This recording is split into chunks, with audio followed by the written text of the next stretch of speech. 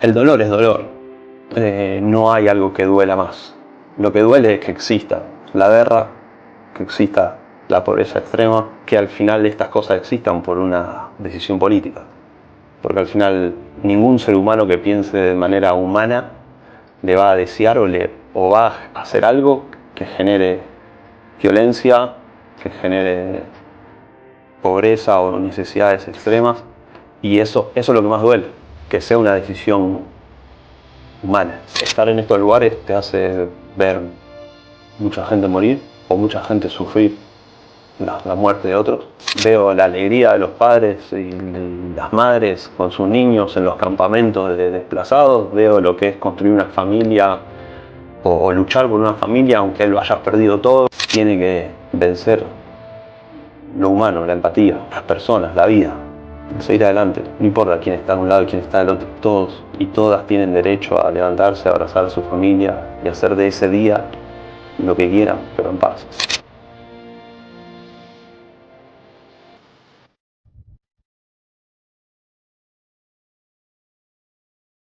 Médicos Sin Fronteras ha sido algo que siempre nos puede haber generado algún tipo de curiosidad, ¿no? ¿De qué se trata esto? ¿Quiénes son? La obra que hacen más o menos todos las vamos conociendo o sabemos de qué se trata. Nosotros tenemos el gusto de charlar con Pablo Milanesio, 38 años, 39, Pablo. 39. ¿Y en Médicos Sin Fronteras desde cuándo?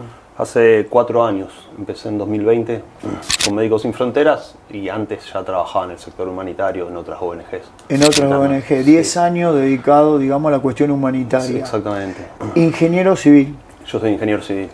¿Y cómo llegaste a eso? ¿Desde dónde llegaste? ¿Qué era Pablo Milanesio antes de decir mi camino es por acá, por la cuestión humanitaria? Yo soy de acá de Rosario y empecé a estudiar ingeniería civil con esa inquietud de trabajar en el sector privado. Después de terminar la carrera acá en 2009, trabajé un año como ingeniero haciendo bacheo en zona sur de Rosario, o sea, cosas así de ingeniería. ¿Sí?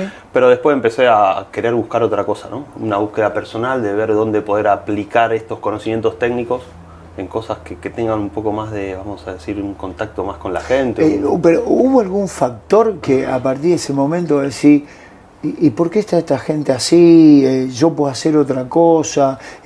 ¿Algo que te haya movilizado o que como que fue decantando, se fue dando? Yo creo que se fue dando, pero por esa búsqueda constante de querer hacer algo más, ¿no? Que solo construir una calle o un puente no era suficiente. El contacto con la gente, creo que era eso de cómo lograr tener más contacto con la gente y con realidades y un poco esa aventura de poder conectar con gente y cómo hacer a través de lo que yo sabía hacer, lograr a eso, ¿no? Y ahí te enteraste que estaba Ingeniero Sin Fronteras. Claro, bueno, primero me enteré que existía el sector humanitario, o sea, ya por el 2009 cuando yo estudiaba no había tanta actividad de ONGs o no se sabía tanto, entonces salí en esa búsqueda, viajé a Barcelona, empecé a hacer lo que podía, como cualquier inmigrante que llega a Barcelona y tiene que trabajar de lo que sea. Y así descubrí que existían las Naciones Unidas, el sector humanitario, que en el sector humanitario no era solo, no sé, repartir comida o un médico, que había otras cosas para hacer, como por ejemplo abastecimiento de agua. Y ahí empecé a descubrir que lo podía aplicar a cosas que me permitan viajar, que me permitan conocer otra gente, y así como empecé en el sector humanitario, con abastecimiento de agua en zonas rurales,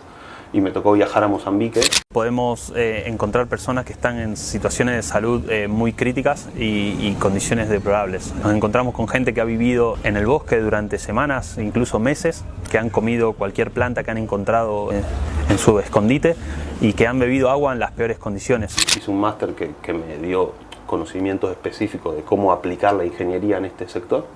Y trabajé con Ingenieros Sin Fronteras durante 3-4 años. Entonces ahí ya me explotó la cabeza, porque fue con lo que yo sé, con lo que yo traigo, puedo viajar, conocer lugares, conocer realidades muy extremas y encima aportar para que esa realidad pueda cambiar. Sin la idea de considerarte un superhombre, realmente te das cuenta de que con muy poco puedes hacer mucho. Te quita, por ejemplo, te arranca de tu ámbito completamente.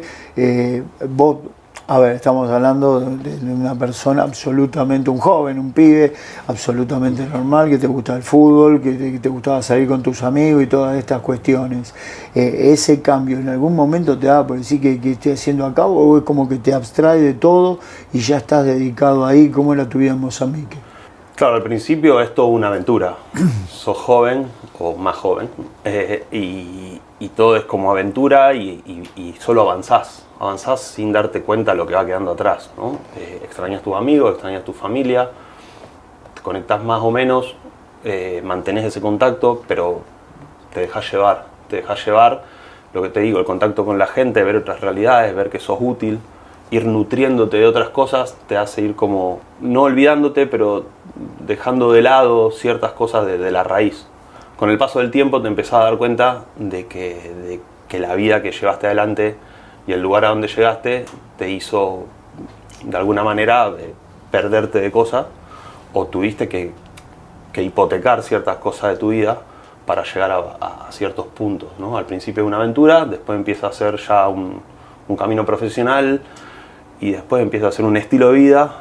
Y hay un cierto momento donde empezás a darte cuenta de que ya no hay retorno. ¿Y la decisión de pasar a Médicos Sin Fronteras, cuándo llegó y por qué? Empecé a tener más interés por la emergencia humanitaria. La diferencia es que en una emergencia humanitaria la situación es mucho más compleja, las necesidades son mucho más extremas y una de los sectores dentro de la emergencia humanitaria son los conflictos, o sea, de violencia y desplazamientos de personas. Y Médicos Sin Fronteras es una de las organizaciones principales y es un referente en lo que es respuestas a emergencias humanitarias. La primera misión en Médicos Sin Fronteras, no sé si se llaman así o cómo le llaman ustedes. Nosotros le llamamos misiones, pero bueno, son trabajos, proyectos, programas. Después trabajé en Camerún con otra organización, una organización inglesa y una organización francesa, y después la primera con médicos fue en 2020 en Yemen. No hay manera de elegir, no tenés mucha flexibilidad de elegir cuál es la misión a la que vas. O sea, esa adrenalina que te da el estar en constante, vamos a decir, riesgo, es lo que empezó a llamarme la atención y lo que me llevó a Médicos Sin Fronteras. En tu primera experiencia ahí en Yemen, ¿qué fue lo que los llevó a actuar en Yemen? Médicos Sin Fronteras está en Yemen hace muchísimos años, y hace el 2015 que los rebeldes hutis tomaron el poder del norte de Yemen, y nosotros trabajamos todavía en un hospital en el norte, a 20 kilómetros de la línea de frente. Entonces, de hecho, bueno, debido a las negociaciones y al posicionamiento de Médicos Sin Fronteras, que es totalmente independiente y neutral en todo lugar donde trabajamos. No se meten en la cuestión bélica, sino para atender el resultante de esa acción bélica. Una de las grandes características de Médicos Sin Fronteras, que es lo que a mí me llevó a interesarme en trabajar con ellos y todavía seguir trabajando en Médicos Sin Fronteras, es la total neutralidad e imparcialidad. Nosotros tenemos el 97% de los fondos con los que trabajamos que son privados. Gente como vos, como cualquier otra persona que aporta por medio. Sí, que aparece la invitación a aportar, aparece en distintos canales siempre. Exacto, entonces eso nos da una independencia a la hora de tomar decisiones y decir en dónde trabajamos, siempre enfocándonos a quien más lo necesita. Claro, y entienden, por ejemplo, quienes están en el conflicto, la neutralidad de ustedes, o hay lugares en donde le dicen ustedes no entran bajo ningún punto de vista. Ese es mi trabajo. Hacer entender a las partes que esa neutralidad, que nuestro único foco es quien más lo necesite, que nuestro único foco son las personas más vulnerables, traer servicios de salud o cualquier otro servicio que no esté cubierto, que esté al alcance de nuestra respuesta. Como prioridades aparecen medicamentos, alimentos, ¿qué cuestiones? Y, o sea, las necesidades básicas que no pueden estar cubiertas: agua potable, comida, casas, atención médica, y atención médica, que es lo principal. El tema Ucrania, ya hace 2 años que comenzó el conflicto, un poco más de 2 años. ¿En qué momento empieza a participar Médicos Sin Fronteras y en qué lugar estuvieron? Nosotros estábamos en Ucrania desde los 90, hace mucho que teníamos presencia ahí. Pero desde el 2014 ya teníamos presencia en este conflicto bélico. Cuando hace 2 años se explota, en 2022, la guerra, bueno, ya nuestras operaciones ya aumentaron muchísimo y empezamos a trabajar prácticamente en todas las regiones de Ucrania. Y te encontrás con compañeros de diferentes nacionalidades. ¿Hay alguno que vos entiendas como, digamos, el origen más solidario que te haya llamado la atención? No sé, por decir cualquier cosa, ingleses, suecos, holandeses, alemanes. Yo creo que no hay una nacionalidad que me haya, o sea, transmitido más o menos. Lo que sí noto mucho y me sorprende y me llena el corazón es ver cuán solidarias son las personas que trabajan con Médicos Sin Fronteras, que son del mismo lugar en donde estamos tomando respuesta. En Ucrania, los ucranianos. En Yemen, la gente de Yemen. En Mozambique, la gente de Mozambique. O sea, nosotros venimos de fuera y por más empatía que tengamos y queramos tener, hay una parte que nos distancia de eso, porque tu familia está en casa, tus amigos están fuera y tú sabes que vas a estar un tiempo determinado y te vas. Pero hay gente que vive ahí y hay gente mismo que trabaja siendo ya víctima de ese conflicto, o porque son desplazados o porque tuvieron familiares que ya han desaparecido por el conflicto. ¿Qué duele más, la guerra o la pobreza extrema? El dolor es dolor. No hay algo que duela más. Lo que duele es que exista la guerra, que exista la pobreza extrema, que al final estas cosas existan por una decisión política.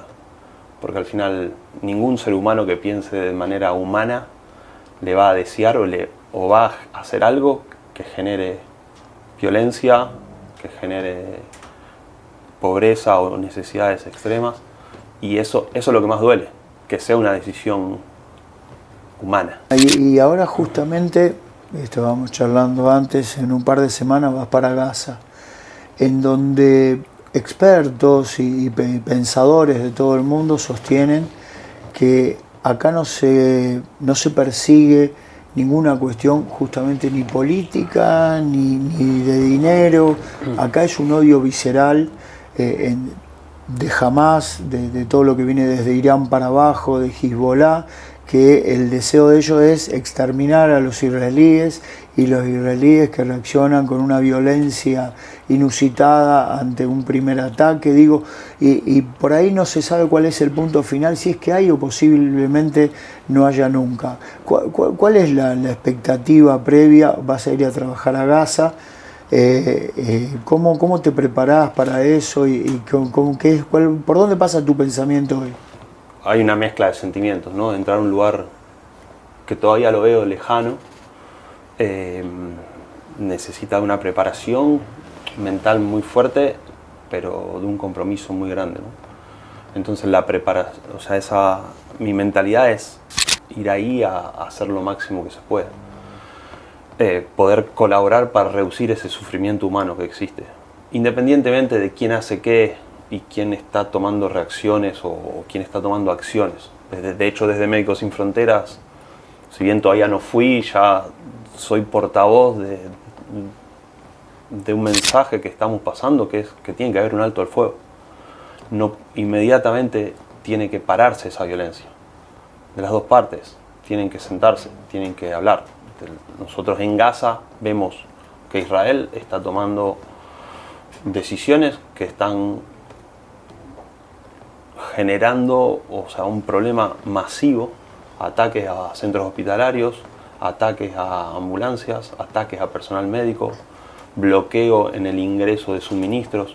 Entonces esto se tiene que desbloquear. La ayuda humanitaria tiene que permitirse, tiene que ser libre. La seguridad del personal médico tiene que estar garantizada. Esto no está sucediendo. Los hospitales están siendo atacados. En Gaza había 36 centros hospitalarios.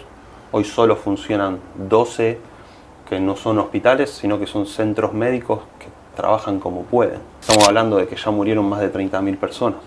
Hay 70.000 heridos.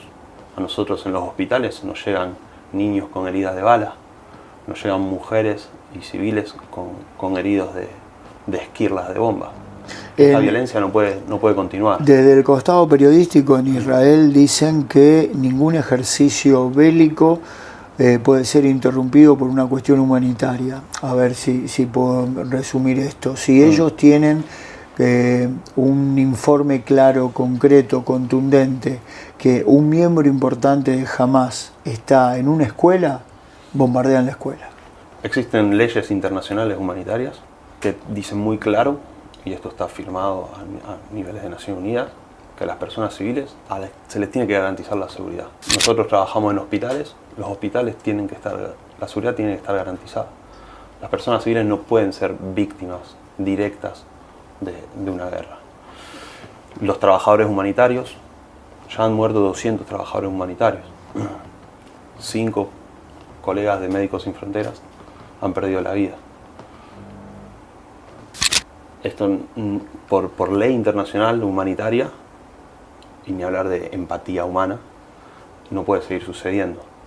Entonces, sin entrar en las discusiones políticas, cuando ves que hay hospitales que están destrozados, que hay trabajadores humanitarios que están asesinados, cuando ves que se está prácticamente devastando una región con personas civiles dentro, hay una decisión política.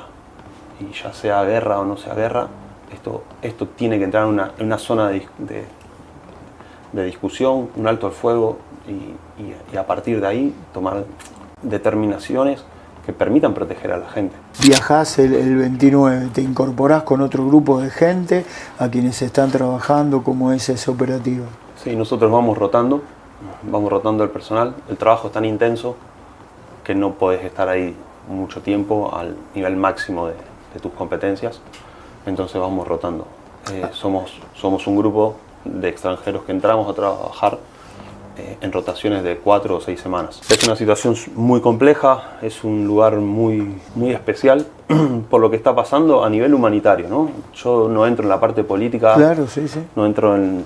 Para mí, o sea, es lo que te decía, para mí, para Médicos Sin Fronteras, la violencia tiene que pararse y los médicos tienen que poder trabajar.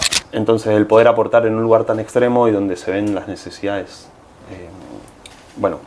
tan a la vista, por así decirlo, me resulta muy interesante poder aportar. Debe ser hoy, dentro de lo que sería un mapa bélico, el lugar más peligroso. No sé, no hay que buscar muchas palabras para darse cuenta. Yo no lo elijo por lo peligroso, lo elijo por por el desafío, obviamente, de garantizar esa posibilidad de que los equipos puedan trabajar y dar respuesta. Cuando la situación es tan extrema, el conseguir resultados positivos, en este caso salvar vidas, el nivel de satisfacción y el nivel vamos a decir, de felicidad es muy alto, ¿no? Esto es como jugar una final de Champions.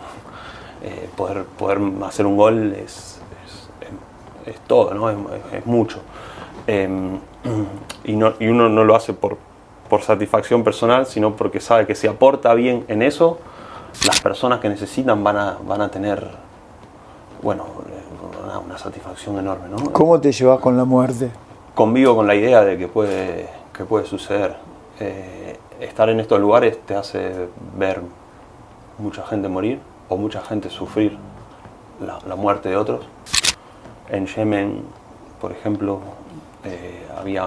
existe todavía unos picos de desnutrición muy altos y lamentablemente mueren muchos niños recién nacidos o niños muy pequeños. Me ha tocado ver a madres abrazar a su niño de menos de un año muerto y tener que dar espacio a que nuestros equipos de salud mental puedan acompañar a esa familia. Ver morir niños por una injusticia humana o por una decisión política es de las cosas más horribles que te puede pasar. ¿Y en algún momento pensás que viene después de Médicos Sin Fronteras para vos? Lo pienso, lo anhelo. Espero que haya un futuro un poco más tranquilo, ¿no? Es muy difícil alejarse de eso. Estoy en un proceso también de poder, vamos a decir, como trabajar menos cantidad de meses en este sector y poder ampliar, vamos a decir, mi vida a otras cosas. Uno se entrega Gaby, vos te entregás completamente y lo que te decía, llega un momento te das cuenta que no tenés retorno. Y estoy en ese momento en que me di cuenta de que o tomo alguna decisión para que mi vida también tenga otras cosas. Las tengo, ¿no? Tengo mi papá, tengo mi hermano, mi cuñada, tengo amigos y amigas hermosos, tengo Rosario. Pero si esto te absorbe y si no tomas la decisión de alejarte un poco o tomar un poco de distancia, tu vida se convierte en esto porque... ¿Y la familia, más allá de la que te tocó, digo, tu propia familia, pensás en armarla en algún momento? Sí. ¿Cómo es eso? Sí, me ilusiona pensar en poder construir una familia. Hoy es difícil suponerlo. Sí, bueno, es ese con proceso esta intensidad de vida. Sí, es difícil cuando te toca viajar mucho, cuando te toca pensar de que te vas y no sabes si volvés o cuándo o cómo, o si volvés, si volvés realmente. O claro. sea, yo no sé, habría que preguntarle a quien sea mi compañera en su momento si esto podría ser una posibilidad, ¿no? Claro. A ver, yo soy lo que soy, tampoco con quien sea que pueda construir algo, ya saben con quién te encontraste, ¿no? Claro, sí. Pero sí, yo creo que la vida es eso, ¿no? Al final, y yo lo veo la alegría de los padres y las madres con sus niños en los campamentos de desplazados, veo lo que es construir una familia o luchar por una familia aunque lo hayas perdido todo. Ucrania, Mozambique, Etiopía, son lugares que me han mostrado que el valor más lindo es la vida, que no hay cosa más grande que poder transmitirle a un hijo valores y es algo que yo anhelo. Si repasamos los lugares donde estuviste, con una frase si se puede resumir, por ejemplo, Yemen, ¿qué es? Hay mucha violencia, porque son muchos años de mucha violencia, pero donde hay una fortaleza alucinante. Yo he visto gente que se desplazó 3 veces porque la línea de frente iba avanzando y volvían a levantar su casa, volvían a reconstruir su vida y Yemen era un lugar en donde hay como mucho sentido de vida, la gente quiere vivir. Me muevo, levanto una casa y vuelvo y voy. Y sí, me muevo y a mí es un lugar que me transmitió eso, a pesar de toda la violencia, mucha alegría y ganas de vivir. ¿Sudáfrica? Sudáfrica fue también una realidad, el apartheid todavía vivo, convivir con cómo diferentes grupos intentan reconstruir un país que todavía sigue dividido. Y fue una lección hay que romper barreras y hay que animarse a convivir con otra gente que sea diferente a vos. Y Guatemala es un lugar donde también hubo mucha violencia hace muy poco tiempo. Trabajé con comunidades mayas y fue una enseñanza de que en lo rural hay muchos valores y es un estilo de vida que puede transformar a las personas. Las comunidades mayas tienen mucho para dar, tienen su propia forma de vivir y fue una lección de se puede vivir con lo rural como eje de vida. Hay que defender lo rural. Eso fue lo que me dejó Guatemala. ¿Ucrania? Ucrania es fortaleza. Ver tanta gente perdiéndolo todo y seguir trabajando y seguir peleando y seguir viviendo con la ilusión de todo volverá a ser lo que fue, fue una lección de vida. En Ucrania vi gente que lo perdía todo y que seguía adelante. Hoy estaba repasando algunas fotos y me encontré con una foto que tengo con una señora en Ucrania, cerca de Mykolaiv. Llegamos a su casa y la casa estaba completamente destruida. Había un cráter enorme en donde era la casa antes, un auto completamente dado vuelta. Una señora hermosa, muy bajita, tenía un velo negro. Yo en ese momento no sabía bien por qué, era un pañuelo. La historia es que esta señora con su marido vivían en esa casa, estaban muy cerca de la línea de frente. Los rusos atacaron y la casa voló en pedazos. La señora, que tenía una casa muy grande, un gallinero, donde tenía un sector muy rural, ahora vive en el gallinero. Su marido entró en crisis emocional, falleció. La señora sigue viviendo ahí. ¿Sabes qué hace cada mañana esa señora que ya no tiene casi nada? Está cocinando pan en un horno que pidió prestado para llevar el pan a la iglesia para la gente que no tiene que comer. La señora que lo perdió todo, que todavía está con el velo negro por el fallecimiento de su marido, me dio un abrazo y me transmitió que hay que seguir adelante. Y eso es Ucrania. Y eso es lo que va a buscar a Gaza también, seguir adelante. Seguir adelante porque tiene que, en este mundo donde hay mucha injusticia, Gaby, tiene que vencer lo humano, la empatía, las personas, la vida. Seguir adelante, no importa quién está de un lado y quién está del otro. Todos y todas tienen derecho a levantarse, a abrazar a su familia y hacer de ese día lo que quieran, pero en paz. Gracias. Gracias a vos.